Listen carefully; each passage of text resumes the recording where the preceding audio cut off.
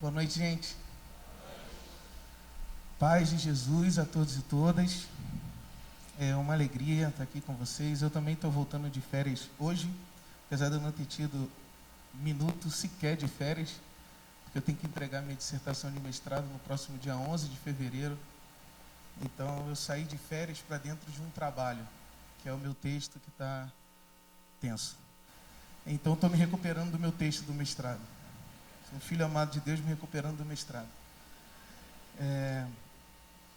Nós, por dois momentos aqui no nosso encontro, nos referimos a duas expressões que eu gostaria de conectar na fala dessa noite. A primeira expressão foi autoavaliação.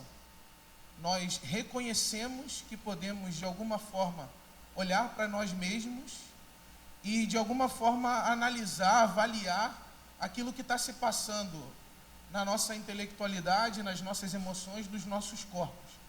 Nós sabemos que podemos interpretar aquilo que está acontecendo com a gente. Esse é o primeiro dado. O segundo dado é que nós também admitimos o mundo pecaminoso como ele é. E a minha questão, ou a minha reflexão, passa pela nossa dificuldade de conectar o mundo pecaminoso como ele é, no momento em que a gente está avaliando principalmente a nossa dor ou o nosso sofrimento. Essa é a minha questão. E essa não é apenas uma questão teológica, essa é uma questão contemporânea, que foi nomeado a partir da expressão sofrimento social, que é a atividade ou a experiência que tem sido desenvolvida, tanto na antropologia, como nas ciências sociais, como na psicanálise, que é essa capacidade de perceber como esse mundo pecaminoso como ele é, produz aquela dor ou aquele sofrimento que a gente está experimentando naquele momento em que a gente está se observando. É quase como a gente se perguntar como é que as formas do mundo, as estruturas do mundo, as linguagens, os mecanismos de poder, as interações no mundo produzem essa dor que a gente está dando conta e que a gente está percebendo agora. Como é que o mundo forja, produz a ansiedade que eu estou sentindo agora? Como é que o mundo forja e produz o medo que eu estou sentindo agora? Então, eu queria nessa fala conectar esses dois polos, principalmente para tentar oferecer para vocês, nesse processo de autoavaliação, um complemento, que é talvez o complemento que nos possibilite um salto por sobre a culpa, que na maioria das vezes é um processo de individuação ou de individualização da dor. Um dos problemas, digamos, teológicos da culpa, é porque a culpa, de certa forma, obstrui ou oculta que naquela dor que a gente está sentindo, ou naquela experiência de sofrimento que a gente está vivenciando, um dos fatores é que a culpa nos pune individualmente ou de forma isolada das coisas que nos causaram aquela dor, ou das coisas no mundo que nos causaram aquela dor.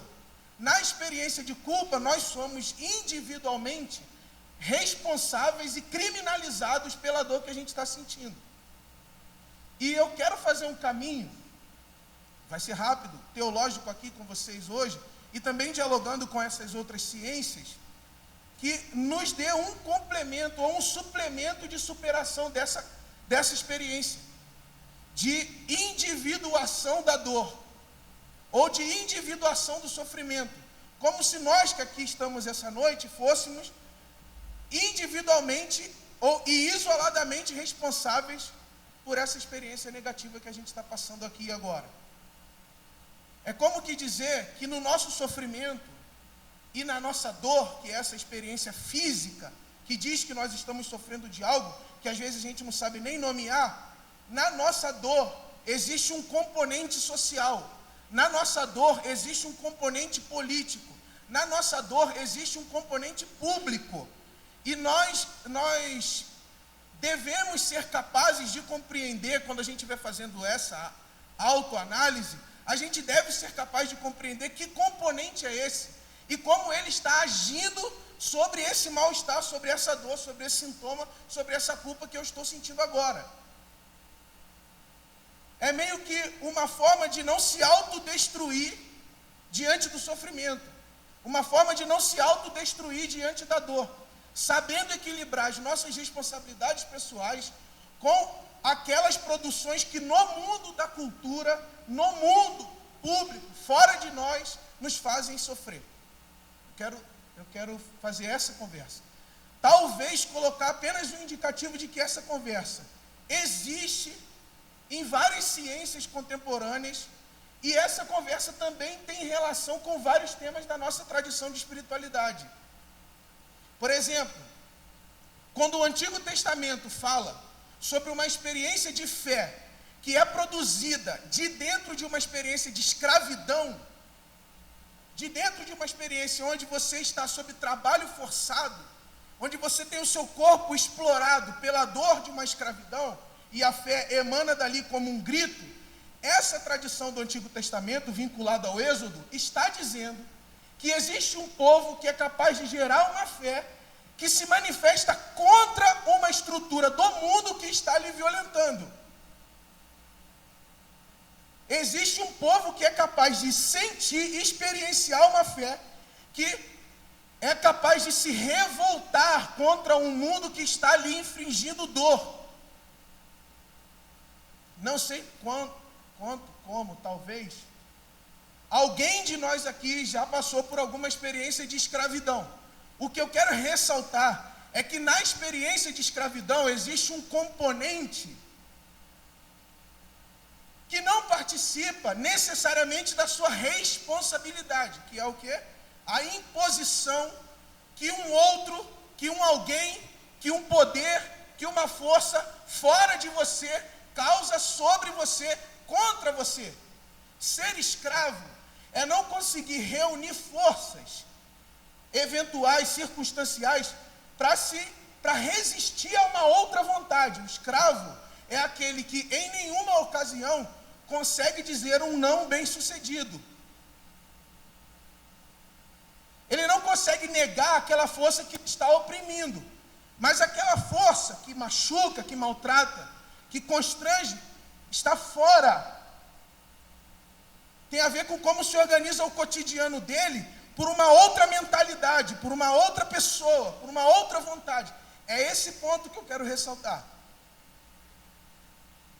Sim, todos e todas nós somos responsáveis por aquilo que nós produzimos no mundo e pela dor que rebota contra nós nesse momento aqui de criação de vida e de sobrevivência. Sim, mas nessa dor existe um componente que nós nem sempre e quase nunca conseguimos controlar, que é o componente, esse componente estrutural fora. Estrutural fora. Dos Anjos, por que você está dizendo isso? Porque, na minha opinião, e eu posso usar um termo teológico aqui para elaborar essa questão, na minha opinião, uma das maiores virtudes diabólicas associada ao nosso sofrimento é a gente se culpar isolada e individualmente por aquilo que está acontecendo com a gente, vírgula, sem a autonomia e a força suficiente para identificar que não, isso daqui não é culpa minha, isso daqui tem a ver com o mundo do trabalho onde eu estou envolvido, isso daqui tem a ver com o mundo pornográfico que pressiona contra e sobre mim, isso daqui tem a ver com uma estrutura de corrupção de sociedade que pressiona contra mim, sobre mim. Na maioria das vezes a gente soma em nós contra nós e pune a nós mesmos e a nós mesmas, sem dar conta de que nós estávamos enredados por uma escravidão que nos faz sentir a dor que a gente está sentindo agora, que nos faz sofrer o que a gente está sofrendo agora. Existe um componente Egito na nossa dor. Existe uma figura escravidão na nossa dor. E vocês sabem, escravidão, nesse sentido que eu estou dizendo aqui, é uma experiência física. Um sujeito, uma subjetividade, uma profundidade é colonizado e colonizada por uma vontade que ele não conhece que ele rejeitaria se ele conhecesse, que ele não concorda. É tipo assim, como é que esse pensamento veio parar em mim? Como é que esse medo veio parar em mim? Como é que essa angústia veio parar em mim? Como é que essa vontade que eu desconheço, que eu abomino, veio parar em mim? Então, o que eu quero adicionar à sua reflexão é que, às vezes, há um vetor de vontade no mundo que agiu contra você, e isso aconteceu contigo, isso veio parar em você. Essa ansiedade veio parar em você porque você estava num ambiente de trabalho horrível, num ambiente de trabalho opressor, num ambiente de trabalho violento, e isso agiu contra você, e você se pegou com taquicardia, sem conseguir dormir. Você estava lá naquele mundo, e aquele mundo, opressão é isso, opressão tem esse sentido, de uma vontade ulterior, além, que age, e que age, às vezes sem pedir licença, às vezes sem dialogar contigo sobre a possibilidade de colonizar a sua subjetividade, de colonizar o seu sentimento. Ela não pergunta para você se você quer ter taquicardia, se você quer perder o sono. Ela simplesmente te coloniza, porque esse vetor não foi produzido na sua vontade. Esse vetor foi produzido no mundo que te circunda. Um sujeito que deprimiu pela força de uma sociedade racista, ele não deprimiu porque ele tem culpa de ser negro. É uma boa ilustração. Uma mulher que deprimiu por ser violentada por anos, numa sociedade que de certa forma relativiza esse tipo de violência específica, ela não tem culpa da sua condição de mulher ser violentada naquele mundo. Então ela não pode vetorizar sobre ela a culpa de ter sido violentada. Isso que eu quero dizer.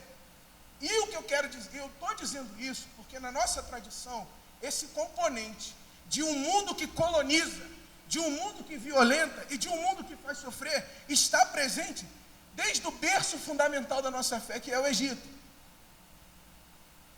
Libertar-se é conscientizar-se escravo, ou seja, submetido a uma outra vontade, clamar a uma outra vontade que não é a vontade do opressor, ser visitado por essa outra vontade que não é a vontade do opressor, e experienciar uma força de fé que faz com que você irrompa aquele mundo, saia de dentro daquele mundo, saia de dentro daquela circunstância, saia de dentro daquele lugar. Então, na experiência de libertação, existe um componente fundamental que é o componente de ruptura, de fuga, de saída de dentro de um lugar, de dentro de uma experiência, de dentro de uma vivência onde você está sendo violentado. Por quê? Porque uma das grandes construções diabólicas em relação ao nosso sofrimento é fazer você acreditar e dedicar todas as forças, todas as energias vitais, emocionais, psicológicas, racionais que você tem para tentar conformar-se a um mundo que lhe faz mal. E se você não conseguir, você será o culpado por não se conformar àquele mundo que lhe faz mal. Se você não conseguir se adequar àquela estrutura de escravidão chamada Egito, dito de outra forma, se você não aceitar a sua condição, entre aspas, natural de escravo, se você não aceitar que você existe, porque Deus quis que você fosse colonizado e violentado daquela forma, se você não aceitar que você existe, porque Deus quis que você fosse tratado como um objeto de trabalho naquele lugar, isso é culpa sua se você não aceitar. Já ouviram isso de outras formas? Eu já ouvi isso. Você já ouviu isso? Isso é como se a pessoa dissesse, ou o mundo dissesse, que ele mesmo, o mundo, pecaminoso como é normal. Dito de outra forma, não há patologias no mundo. Só há patologias em você que não conseguiu se adequar ao mundo. Não somos nós aqui que impomos a você uma jornada de trabalho violentíssima, desagradável, que estamos errados. Nós não somos responsáveis por isso. Se você não conseguiu sobreviver nessa concorrência, nessa competição, nesse mundo da violência, é porque você não deve ter as virtudes necessárias para sobreviver aqui. Aí você pensa, poxa, eu não tenho as virtudes necessárias para sobreviver aqui? Por quê? O que eu fiz de errado? Como Deus me amaldiçoou? Porque, entendeu? Esse segundo processo aqui é o processo que eu estou lá no início chamando de individuação, da culpa. Você começa a perguntar por que é que você é assim. E você, em algum momento da autoavaliação, não pergunta por que é que aquele lugar onde você estava inserido, onde você estava inserida, funciona daquela maneira, se estrutura daquela maneira. Esse componente que eu quero adicionar. Eu quero adicionar que você faça um clash, um corte, entre a sua subjetividade e o mundo, para perceber no mundo como é que ele não deixa você cortar diferenciar isso daqui nunca.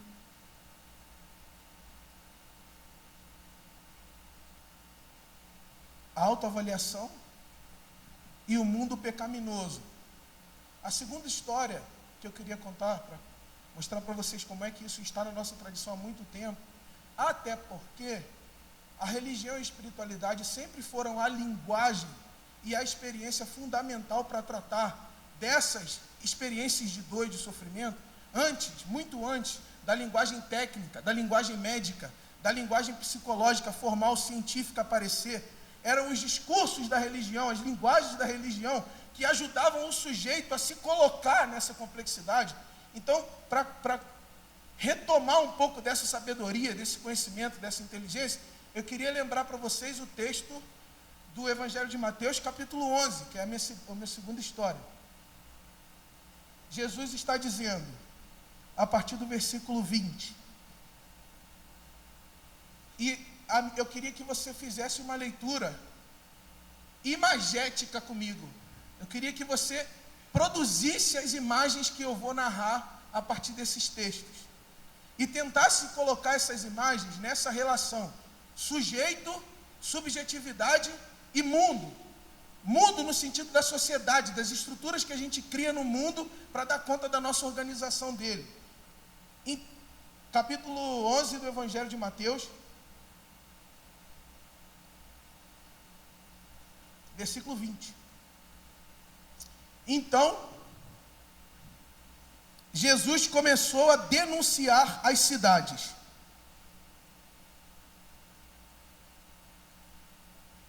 Que é isso? O que é denunciar as cidades? Que sujeito é esse com o qual Jesus, humanos, gente, fala? O que é a cidade enquanto sujeito com o qual se fala a ponto de denunciá-la?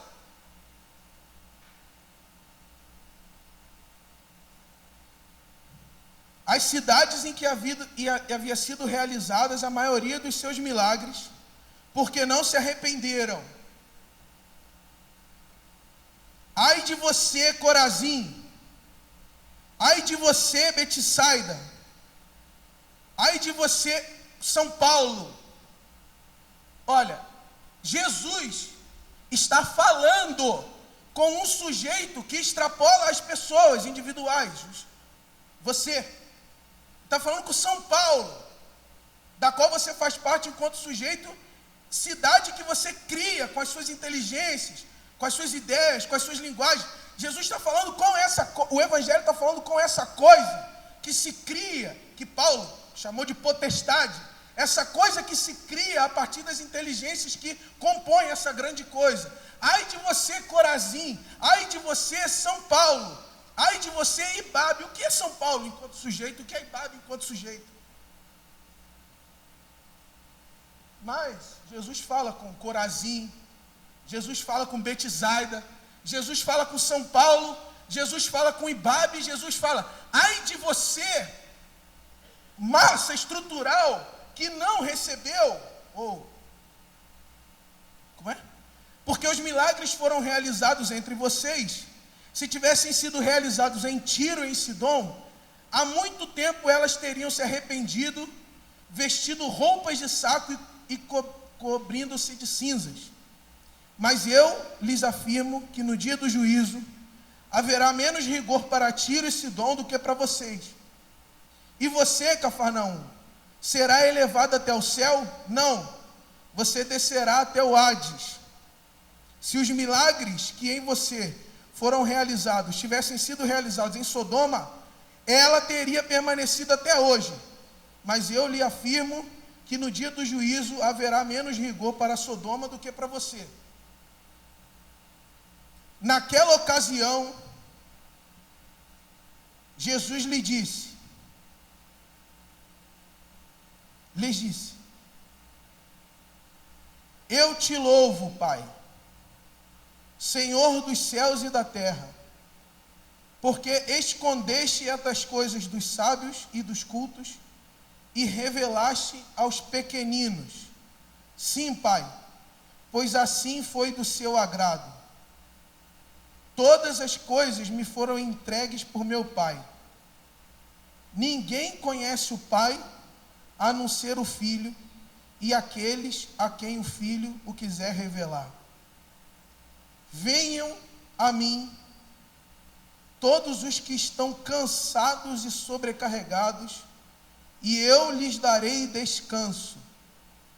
Tomem sobre vocês o meu jugo e aprendam de mim, pois sou manso e humilde de coração, e vocês encontrarão descanso para as suas almas.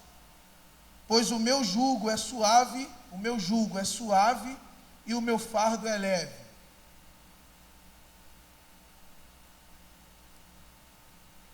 O que é jugo? O que é jugo? O que é fardo? Por que é que Jesus está dizendo que existe uma coletividade, existe uma comunidade chamada, que ele chama de pequeninos, existe um ajuntamento, existe um corpo coletivo que ele chama de pequenino, que está cansado, que está sobrecarregado. E o que é jugo e o que é fardo? Então, jugo é aquilo que um mestre da lei, que um doutor da lei, que um sábio acumula enquanto processo de interpretação das escrituras. É como se fosse assim: se você chegasse a uma interpretação do Evangelho de Mateus e toda a comunidade celebrante reconhecesse que a sua interpretação do Evangelho de Mateus, para ela, comunidade celebrante, faz sentido, e você é um intérprete reconhecido por uma comunidade, você tem um jugo, você tem uma interpretação que é reconhecida por uma comunidade, e essa interpretação é crida por essa comunidade como uma interpretação que faça sentido. Porque, voltando um pouquinho na história, nós estamos falando do judaísmo, que é uma religião de interpretação, onde se desenvolvem sabedorias e pessoas são guiadas por meio dessa lógica de interpretação e construção de sabedoria. Quando um determinado rabino, quando um determinado mestre na lei chega à construção de uma sabedoria, de uma interpretação, de uma inteligência, de uma linha interpretativa sobre a Torá, disse que ele tem um jugo. O jugo, portanto, é uma produção cultural, interpretativa de um determinado religioso. Ele pode ter um jugo sobre o Evangelho de Mateus, ele pode ter outro jugo sobre o Evangelho de Mateus, o Lucas pode ter outro jugo sobre o Evangelho de Mateus, porque como eles estão dentro de uma religião que parte da lógica da interpretação, eles estão o tempo inteiro produzindo conhecimento, produzindo interpretações, produzindo julgos. Eu quero que vocês olhem para esse texto da seguinte perspectiva. Bom, se existe, Juliano, um sábio, um mestre da lei, produzindo um conhecimento sobre a lei, sobre a Torá, e isso é reconhecido como um jugo, o que está em questão aqui é o seguinte: o que o mestre da lei cria enquanto cultura pode produzir cansaço, sobrecarga e violência contra mim. De outra forma, é possível interpretar a lei e produzir uma interpretação que cause sofrimento, que cause cansaço, que cause dor, que cause estafa em você. É possível que eu crie uma ideia de Deus, uma ideia da Bíblia, e eu comece a agir sobre você com essa interpretação, te causando cansaço. O que está em questão aqui, em relação ao tema que eu estava falando, é o seguinte: eu crio uma linguagem, e essa linguagem criada, religiosa criada, começa a criar cansaço, sobrecarga, dor, sofrimento sobre o outro. Então, quando Jesus diz, vinde a mim, todos os que estão cansados e sobrecarregados, ele não está dizendo, vinde a mim, você que está cansado e sobrecarregado por ser quem você é. Ele está dizendo, vinde a mim, você que está cansado e sobrecarregado por ter experimentado sobre os seus ombros um jugo que alguém criou.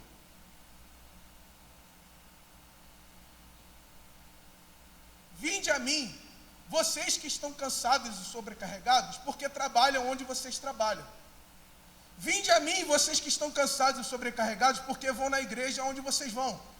Vinde a mim, vocês que estão cansados e sobrecarregados, porque sobre vocês foi colocado uma inteligência, um saber, um conhecimento que maltrata, que desgasta, que violenta. A relação que eu quero reforçar é essa. Alguém produz algo, conhecimento, uma ideia, um saber, e isso se manifesta na sua direção. Isso te cansa, isso fustiga, isso maltrata. Essa cultura, essa produção cultural faz sofrer. Onde é que você encontra isso mais claramente? Mesmo Evangelho de Mateus, capítulo 23. Jesus olha para os líderes da lei e dizem assim, ai de vocês, agora é diferente, ó. No primeiro momento Jesus disse, Denilson, vinde a mim, você que está cansado por ter sido sobrecarregado por alguém. Essa é a primeira conversa de Jesus nessa relação. No outro momento Jesus diz assim, você que sobrecarregou o Denilson, ai de você que sobrecarregou o Denilson. Porque vocês criam fardos, vocês tecem fardos, que vocês mesmos não carregariam. O que é o fardo? O fardo é a interpretação. O jugo é a interpretação que aquele cara tem sobre a lei. Vocês criam fardos que vocês mesmos não carregariam. E vocês jogam esses fardos contra o Denilson. Vocês jogam esses fardos contra o dos anjos. Vocês jogam esse fardo contra o CR. O que é o fardo? O fardo é uma produção cultural fora, que é capaz de produzir sofrimento, dor, angústia, medo aqui. Os cansados e sobrecarregados do Evangelho de Mateus são pessoas que experimentaram o peso de um mundo pecaminoso. Eles não são cansados e sobrecarregados porque eles são culpados individualmente por algo. Eles são cansados e sobrecarregados porque eles experimentaram um mundo que produz fardos e que lança contra eles esses pesos. Fim, falta 4 minutos. O que eu quero dizer então é assim, o nosso mundo é um mundo que está produzindo jugos e fardos o tempo inteiro, mas produzindo jugos e fardos, lançando jugos e fardos contra nós, Jefferson, e dizendo que essa dor que a gente está sentindo, esse jugo e esse fardo, fomos nós mesmos que criamos, fomos nós mesmos que provocamos, nós mesmos somos culpados por esse peso que está sobre e contra nós. Jesus fala com pessoas que estão cansadas e sobrecarregadas por viver num mundo pecaminoso. Eu quero dar duas pistas.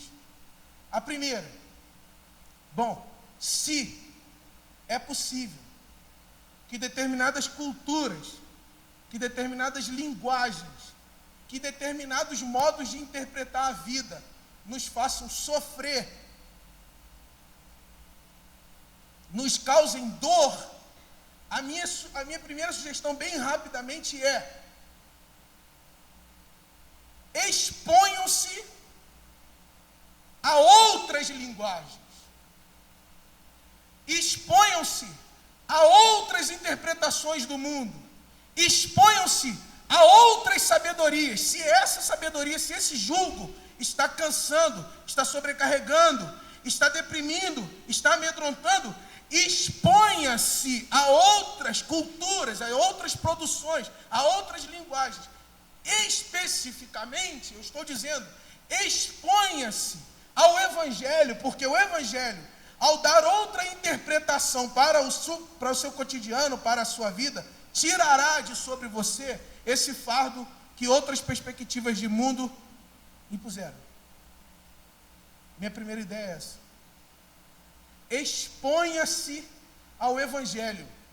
Exponha-se à perspectiva de mundo que o Evangelho cria. Nas palavras do Evangelho de Mateus, vinde a Jesus, porque o fardo de Jesus é leve.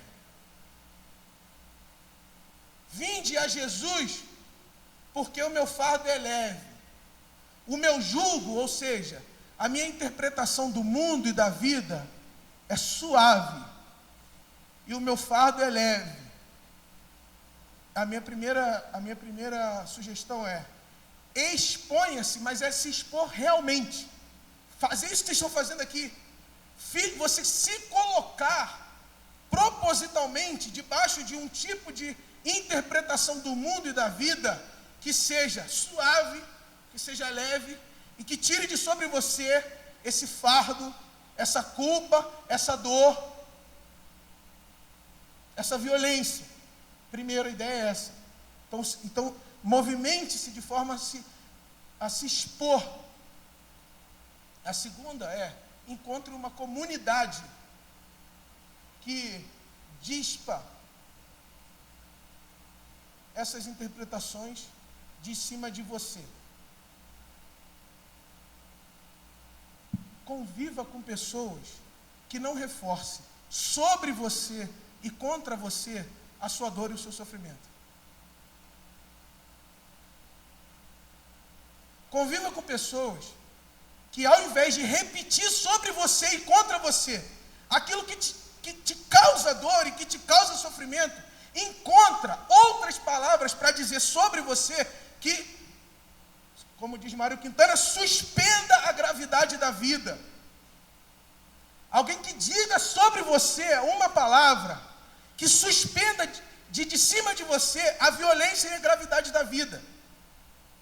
O que tem sido largamente identificado atualmente é que nós precisamos de comunidades que nos ajudem a interpretar a vida de modo a tirar sobre os nossos ombros as violências que o mundo tem produzido contra nós. Exponha-se a Jesus e encontre uma comunidade que te ajude a interpretar a vida diferente. Uma comunidade que te ajude a interpretar a vida diferente. Vinde a mim, vinde a Jesus, vinde à comunidade de Jesus, todos os que estão cansados e sobrecarregados, que eu vos aliviarei. E tomai sobre vós o meu jugo, porque o meu jeito de interpretar a vida é suave, e o meu fardo, que é o meu próprio conhecimento, é leve. Não vai pesar sobre vocês conviver com o Deus da libertação em Jesus de Nazaré. E nós sabemos que estamos convivendo com Deus da libertação em Jesus de Nazaré quando nós convivemos num mundo onde a palavra das pessoas tira sobre nós o peso. Tira de sobre nós a opressão na palavra de Jesus e na palavra da comunidade. É isso. Deus abençoe vocês. Em nome de Jesus, amém. Vamos orar. Vamos orar.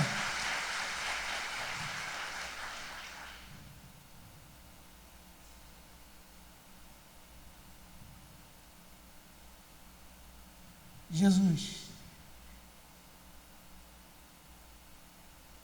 tentaram dizer para a gente como a gente deveria avaliar o valor da nossa vida. Tentaram julgar o nosso modo de viver. Violentar a nossa experiência, o nosso coração, o nosso cotidiano. Mas hoje, Deus, na sua presença, a gente queria te pedir mais uma vez, diga sobre nós as suas palavras suaves, leves, e nos liberte, Jesus, daqueles aprendizados, daquelas culturas, daqueles conhecimentos que, produzidos no mundo pecaminoso, nos fizeram sofrer. Jesus, sopre nos nossos ouvidos as suas palavras, mais uma vez,